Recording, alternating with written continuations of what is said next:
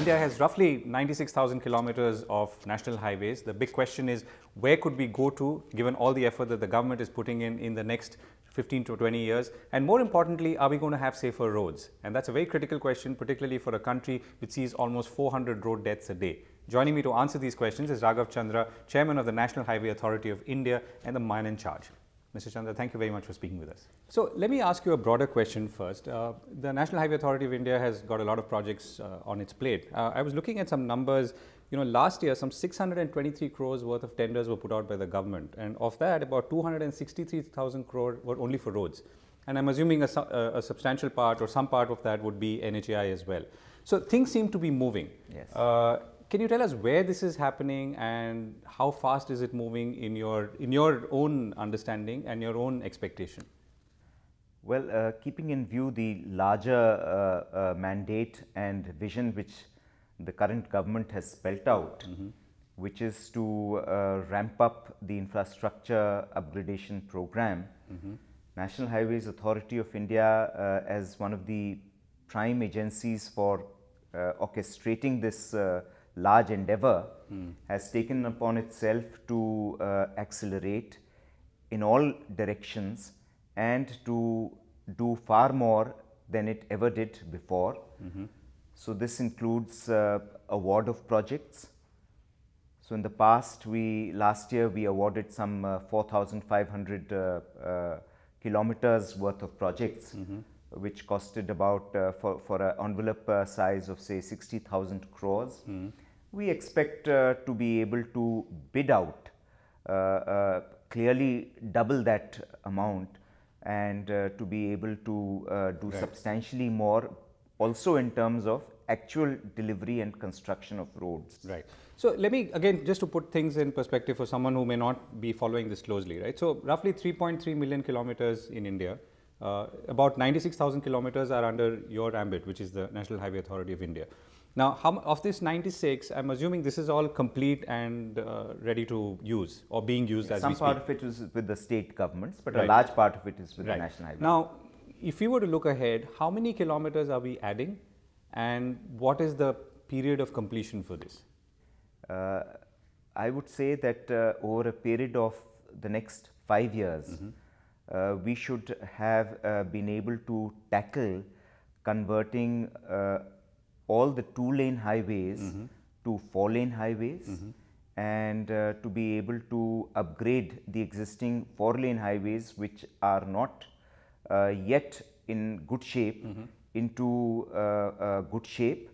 And this whole task clearly means that we would not only have to keep dealing with roads which are already which exist where there is some alignment, but also undertaking new roads and expressways. So it's clearly a job which will take from 5 to 7 years. But over this 5 to 7 years, I think as a nation and National Highways Authority will play a major and significant role in this entire task.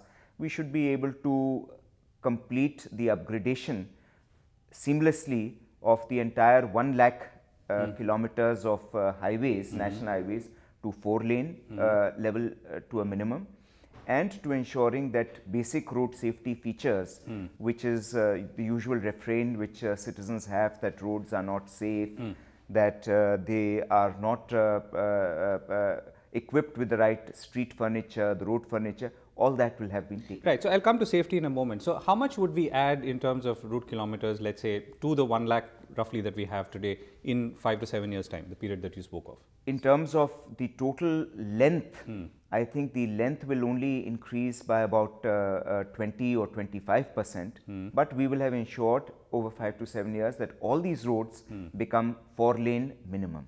Right. Now, if we were to look at roads that are being constructed today, or let's say the 20% that we will add, how is this decided? Again, layman's question. Is it decided by economic necessity, political necessity, or what's the hierarchy that we follow? Very good question. So the hierarchy is really the actual requirement on the ground by the various stakeholders, and the economic necessity is certainly the most overriding priority. And the economic imperative is usually translates into a political imperative also, because after all, as soon as transport associations and citizens. They perceive the need to upgrade a particular road. They approach the local member of parliament, who then approaches our ministry. And so it's all considered a deliberated upon decision in which the National Highways views are taken, and that's how it is decided. So again, coming back to that 20%, so if you were to look for the next 5 to 7 years, what would be the geographical split of this additional route kilometers that we're adding, and then separately the upgradation that you spoke? So the back of the envelope calculations that we've already initiated for strategic planning takes into consideration the gaps that there are in existing highways, which are absolutely important to fill up. We are looking at economic corridors where 60 to 70% of our freight moves, right? So for instance, Agra to Mumbai. Now we do have connectivities, but they are not necessarily the most efficient connectivities. So to bring them, in a geometrical kind of way, as straight line as possible within the given circumstances. So economic corridors, corridors which link industrial estates, ports, SEZs and such like, and where maximum freight transport takes place today. The idea is to improve logistics. The idea is to improve the transactional competitiveness of Indian industry by providing them this support and reducing travel time. Right. So this could mean, for instance, a pilgrimage center. It could mean a major tourist center. All these would be taken care of through these corridors. So I expect at least a 20 to 25% increase in the number of highways over the years, because all this will have to be taken on board. Right. So in terms of pressure points, I mean, between, let's say, reviving flagging projects, which you are obviously working on right now, between the expansion and the addition of route kilometers, and deciding where you want to actually go, what is the most stressful, perhaps, if one may call it that? Yeah. So the key task which I have on my plate is really to get it all going and every which way. So it is not just about languishing projects, but also about new projects.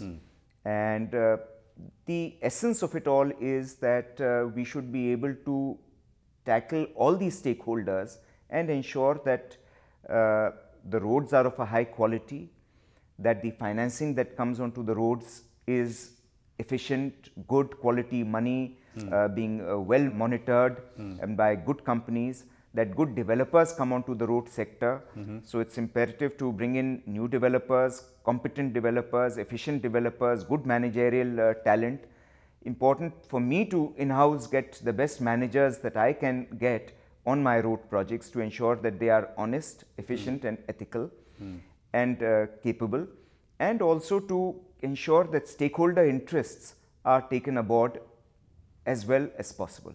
Right. So just a quick question on languishing projects. So if you were to look back now at maybe a dozen projects, let's say, that you've been working on with developers, banks, financiers, all the stakeholders and state governments, what has been the biggest bugbear in this? Is it because money has run out, or, I mean, I'm sure there are a bunch of reasons, but what's the biggest one? The biggest bugbear is that banks have been very, very reluctant to come forward, because there have been provisioning norms which have made it rather tight for them, and they've suddenly become more introspective about whatever actions they have taken. Concessionaires have used some of this money for various other projects and have not been as managerially efficient as they ought to be. So it's basically bringing them all together, which has been difficult, and we've managed to put forward a revival package and get it approved by my high-powered board for 3 projects already, and one of them is close to Mumbai, so you should know, Indore, Panvel.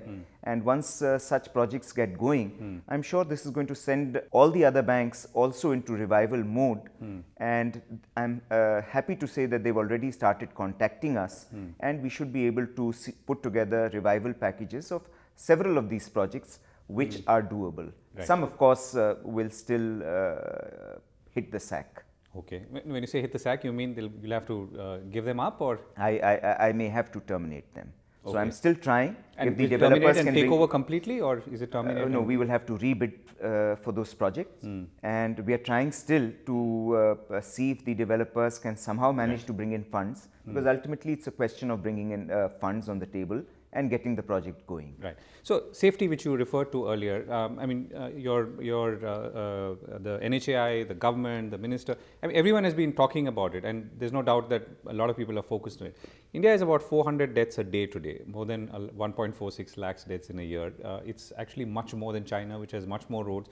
Also, a country like China, which saw the building of roads recently, so arguably road behavior is something that they too are getting used to. So why have we not been able to fix this? Yeah, because one of the reasons for this is that most of our roads were built through habitations. So in most cases, we are only retrofitting our roads. We are now, of course, attempting to build in greenfield expressways and such like, but such problems occur where you are passing through heavy habitations and you have not, because of a paucity of funds or because you wanted to make your project viable under a PPP mode so that it would fit within the norm. So you excluded adequate features such as flyovers, vehicular underpasses or pedestrian underpasses, foot over bridges and such like, and crash barriers. But we are now taking a cautious look at all these and how to retrofit them. We have got a safety audit conducted through experts for almost 50% of our highway projects, and another 50 we should be able to do over the course of the next 1 year, and constantly attempting to retrofit them with safety features. Right. No, and I'm not even saying that it's your fault, because more than 70% is really driver error or driver either speeding or maybe intoxicated. But engineering is an important thing, and it's necessary to do it irrespective of whether there's an accident or not. Right. Even if there's a potential cause for accident, we'd like to cover it up. Right. No, but if there is a fundamental problem when it comes to attitudes, again, maybe this is not something that one has to deposit at your doorstep, but is that something that we need to focus equally on? Maybe it's some other departments? My personal understanding as a field administrator of 33 years standing is that you require constant vigil and patrolling on Indian highways to be able to improve the kind of propensities which Indian drivers have. And for this, we are commissioning a consultancy to get the best international practices on how to patrol our roads and provide emergency services, event control, and to ensure that ambulances and safety features are constantly monitored, invigilated, and drivers guided and corrected. Right. So last question. So in the next 1 or 2 years, what's the sort of milestone that you're likely to hit in contrast to the? So just to go back. So we're at about 1 lakh of kilometers today. You said in about 5 years' time we should be about 1,25,000 kilometers of national highways. So where are we going to be in about a year's time? That's a good question. We will have started off a lot of projects. I would expect that we should have started off on another 7,000 or 8,000 kilometers of upgradation work. We should have covered the safety audit of all our highways. We should have completed safety features on 50% of our highways. We should have a more expanded and a more ubiquitous program of electronic tolling and RFID tags on our highways. And we should also have ensured that patrolling and emergency management on our highways is done in a more seamless and better manner.